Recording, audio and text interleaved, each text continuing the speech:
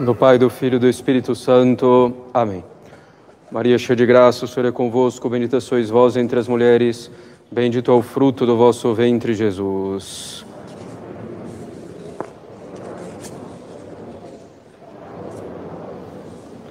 Podem sentar-se.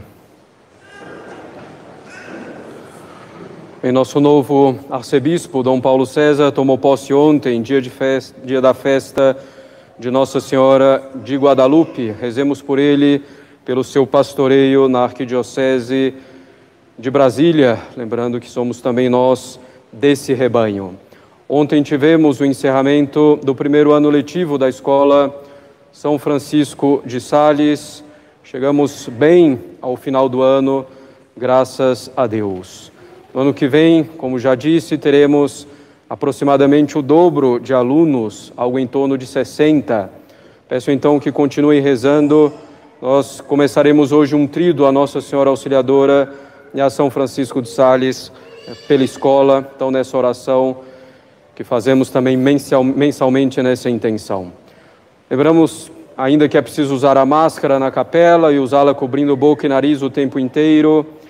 Lembramos ainda uma vez que reconhecemos o Papa Francisco como sucessor de Pedro, como autoridade suprema na Igreja. Se alguém não o faz, encontra-se em erro sério e, por coerência e consequência, não é aqui o seu lugar. Não significa que tudo seja perfeito, mas é o Papa. Não somos também anti-esquerdistas, antes de tudo, somos católicos, apostólicos, romanos em primeiro lugar. Como consequência, nos opomos aos erros. Entre os erros, um dos principais é o socialismo, mas há mais graves, há o liberalismo, que é o pai do esquerdismo. A agnose, essa heresia que passa os séculos e que afirma a divinização do homem e que hoje se apresenta sob a capa do perennialismo, que é um erro presente em muitos na direita. Também não somos direitistas nem conservadores, tampouco colocamos nossas esperanças na política, ainda menos na política moderna. Somos católicos e, como católicos, reconhecemos a lei natural e a lei revelada por nosso Senhor Jesus Cristo. Buscamos o reinado social de nosso Senhor na sociedade. Lembramos ainda a modéstia nos trajes, quanto à pureza, ombros, joelhos cobertos, roupa com manga, e os joelhos cobertos em qualquer posição, em pé, sentado, de joelhos. Mas lembramos também a modéstia quanto à formalidade. Então evitem-se as roupas relaxadas na igreja. Evitem-se também as roupas com escritos, com desenhos, personagens, marcas muito à mostra. É preciso usar uma roupa correspondente à dignidade da casa de Deus, com uma formalidade correspondente. Isso vale também para as crianças, mesmo as menorzinhas. Lembramos também que os adereços e o cuidado maior com o cabelo são coisas mais próprias das mulheres. Caros católicos, estamos hoje no domingo Gaudete. Como dissemos no sermão da semana passada, acerca da conformidade com a vontade de Deus, nossa felicidade está na união com Deus, a nossa felicidade está no fazer a vontade dEle em todas as coisas. De fato, como dissemos, todas as nossas orações, mortificações, renúncias, ações, tudo deve tender à uniformidade com a vontade de Deus. E nessa uniformidade está a nossa felicidade. Como sabem, caros católicos, os religiosos, ou seja, os membros de uma ordem religiosa ou de uma congregação religiosa, como os beneditinos, os dominicanos, os salesianos, esses religiosos têm um meio próprio para alcançar a uniformidade com a vontade de Deus e a consequente felicidade aqui na terra.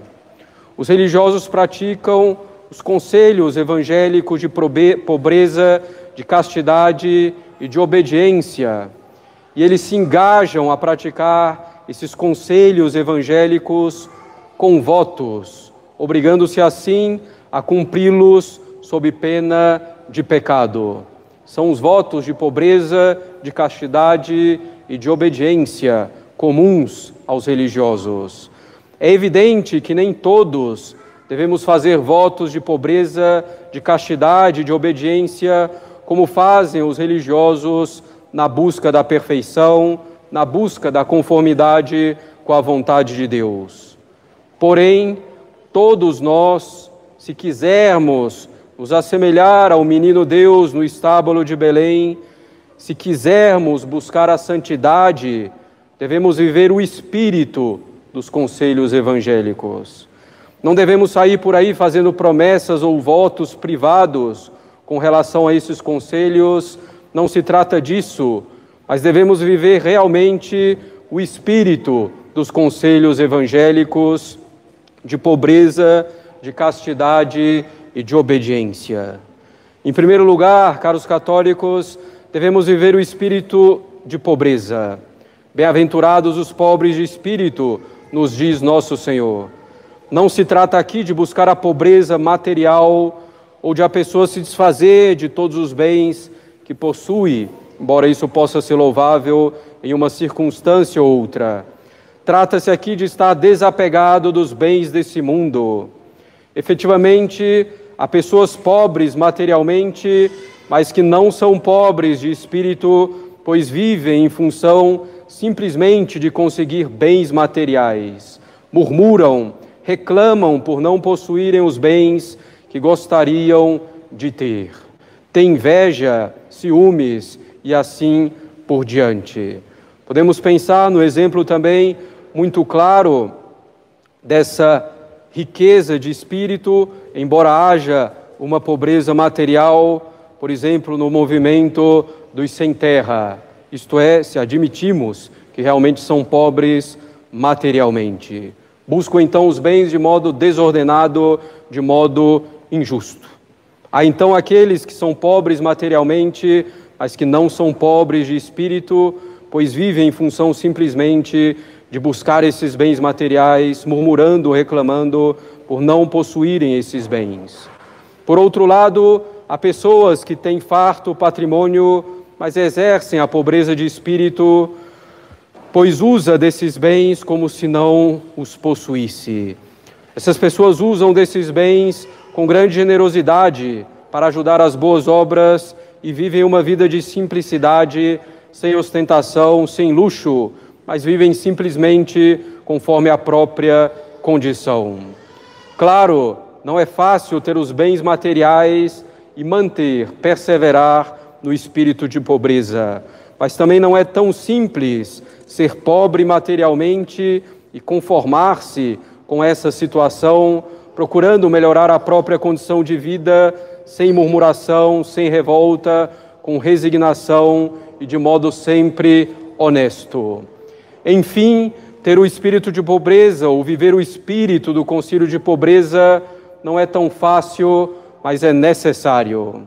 Devemos, dentro disso, caros católicos, saber que não somos os senhores de nossos bens materiais. Somos meramente administradores desses bens que pertencem a Deus. Ele é o Senhor absoluto de todas as coisas, de todos os bens que nos pertencem.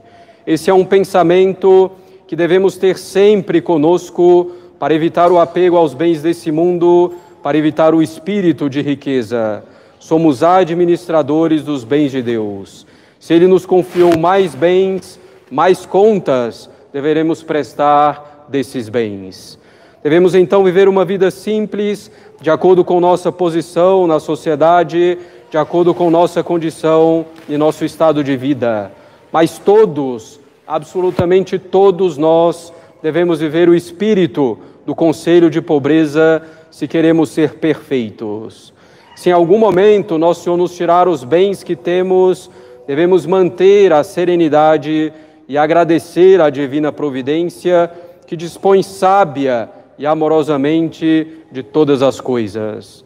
Devemos também agradecer se nossa condição se torna mais difícil no aspecto material por algum motivo. Pode ser esse motivo, por exemplo, o aumento do número de filhos. Devemos, caros católicos, viver na simplicidade. Nossa perfeição e nossa felicidade é imitar nosso Senhor Jesus Cristo. Imitemo-lo no presépio pobre, sendo Ele o Senhor de tudo. E imitemos o exemplo dessa figura central no tempo do Advento, que é São João Batista, pobre e pobre de espírito, em primeiro lugar. Em segundo lugar, caros católicos, sem fazer voto de castidade, é preciso viver o espírito do conselho de castidade. A castidade é um dever para qualquer pessoa vivendo na face da terra. Qualquer católico sabe disso. E a castidade pertence não somente aos padres e aos religiosos, mas pertence também aos leigos e mesmo aos casados. Dentro do matrimônio e dentro do uso do direito matrimonial e no ato que lhe é próprio, é preciso guardar a castidade, mantendo sempre, por exemplo, o ato ordenado à geração dos filhos sem métodos contraceptivos.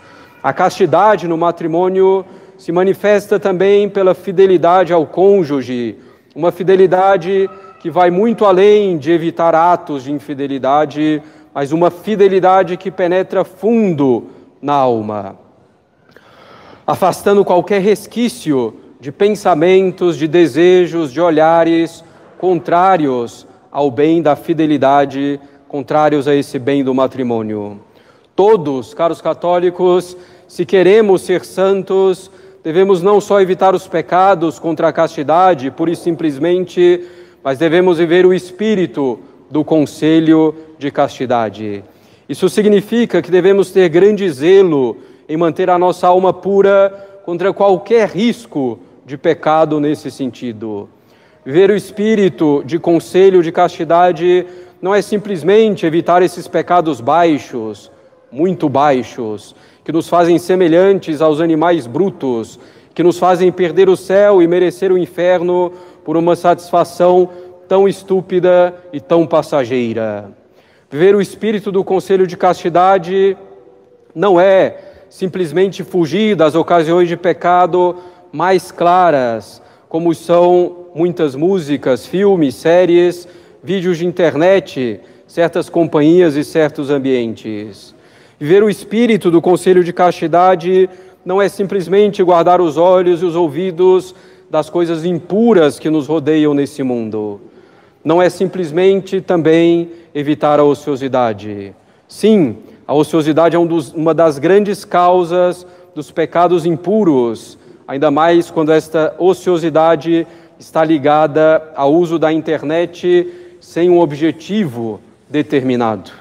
Não devemos ficar usando a internet à toa, nem nos isolarmos trancados ou fechados em um ambiente. Isso é de fato mortal para quem já tem alguma dificuldade com relação à castidade. Guardar o espírito do conselho de castidade é mais do que tudo isso. Como diz Santo Antônio Maria Claret no seu exame de consciência de pecados veniais, devemos evitar toda ocasião que possa, mesmo remotamente, manchar a nossa santa pureza. Devemos evitar toda ocasião desse tipo que podemos evitar. Devemos ter esse zelo pela bela virtude que é a virtude da castidade, evitando então toda ocasião que possa, mesmo remotamente, manchar a nossa santa pureza. Quantas almas se perdem tolamente por coisa tão baixa, tão tosca? Quantas almas são escravas desse pecado sem lutar seriamente contra ele ou não lutando de maneira constante, às vezes esperando uma solução externa, como fazem alguns solteiros, pensando que o casamento vai resolver esse pecado. A solução vem de nós mesmos, auxiliados inteiramente pela graça. Tenhamos, caros católicos, grande delicadeza de alma nesse ponto, evitando tudo o que possa ofender minimamente a santa pureza. Delicadeza, por exemplo, de não rir e de não participar de conversas e brincadeiras ambíguas, de duplo sentido, no ambiente de trabalho ou no ambiente familiar. E ainda mais essa atenção nas festas de fim de ano, para não ofender a Nosso Senhor enquanto estamos comemorando o seu nascimento. delicadeza de mortificar a curiosidade, delicadeza de logo rezar e pensar em outras coisas, quando surgir o primeiro indício da tentação, reagindo pronta e firmemente, mas mantendo a tranquilidade de alma sem perturbação. Imitar nosso Senhor é a nossa perfeição e a nossa felicidade. Vejamos a pureza, a inocência do menino Deus no estábulo de Belém.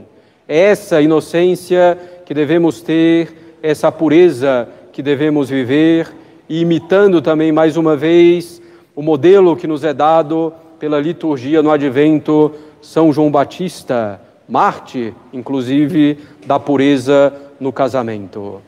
Em terceiro lugar, devemos viver o espírito de obediência.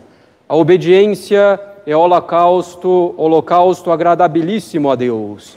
É o oferecimento de nossa vontade e de nossa inteligência, enfim, a Deus. Sem fazer os votos de obediência, devemos viver o espírito do conselho de obediência. Não somente obediência aos mandamentos de Deus e da Igreja, não somente obediência nas coisas mais importantes, mas a obediência nas coisas mais simples do dia a dia, dentro da Igreja, dentro da família, dentro do trabalho. Na Igreja, seguindo a hierarquia no que é devido, seguindo as diretivas de um apostolado, para quem possui diretor espiritual, seguindo as diretivas de seu diretor espiritual. Obediência na família, respeitando a hierarquia entre o homem e a mulher, entre pais e filhos. Claro, como já dissemos tantas vezes, o marido é o cabeça da família em uma hierarquia que deve ser inteiramente fundada na caridade, na busca do bem comum da família e na busca do bem de cada membro da família. Obediência também com relação aos superiores, em nosso trabalho, docilidade. Claro, a obediência não impede que se dê uma opinião respeitosa, que se deem sugestões ou que se apresentem objeções que pareçam razoáveis. Mas se o superior decide de outro modo, fazemos aquilo que é mandado, a não ser que seja uma ordem absurda, impossível, prejudicial para o bem comum ou mesmo contra a fé e a moral. A obediência, caros católicos, traz frutos imensos, sobretudo em uma obra de apostolado e dentro da família. Ela traz a paz e a união das vontades em busca de Deus. Dentro disso, aquele que manda deve saber que tem autoridade justamente para garantir o bem dos outros e não para o seu bem particular. Deve saber que deve pedir conselho, ouvir, ponderar as coisas diante de Deus, sobretudo nos assuntos mais importantes. A felicidade, caros católicos, como dissemos, está em imitar Jesus. Vejamos como o menino Deus obedece diretamente ao seu Pai eterno, mas como obedece também aos homens. Obedece a Jesus e a Maria, obedece ao próprio imperador, deslocando-se de Nazaré a Belém para ir nascer no estábulo. Vejamos ainda mais uma vez o exemplo de São João Batista, obediência perfeitíssima, exata à vontade de Deus, tantos anos no deserto, longe de seu primo, o Salvador, nosso Senhor Jesus Cristo, sabendo onde estava Jesus, não podendo conviver com ele e depois de ter apontado, não podendo seguir Jesus, porque não era essa a vontade de Deus para São João Batista. Não era a vontade de Deus que o São João Batista seguisse nosso Senhor fisicamente. Obedecer, então, às autoridades em nossa vida. Muitos de nós dizemos estarmos dispostos a obedecer a Deus, mas quando o superior humano, que tem uma autoridade que vem de Deus, manda ou pede algo, logo resistimos e encontramos 1000 desculpas para não obedecer. Vivendo, caros católicos, o espírito dos conselhos evangélicos, sem votos nem promessas, vamos viver livres das amarras dos pecados, livres de sucumbir aos impulsos de nossas paixões desordenadas, livres do espírito humano, livres do espírito mundano, livres do espírito diabólico, para viver a boa liberdade no bem. vivendo o espírito dos conselhos evangélicos, seremos, caros católicos, felizes nessa terra, mesmo entre as cruzes, em antecipação à felicidade eterna no paraíso. Em nome do Pai, do Filho e do Espírito Santo. Amém.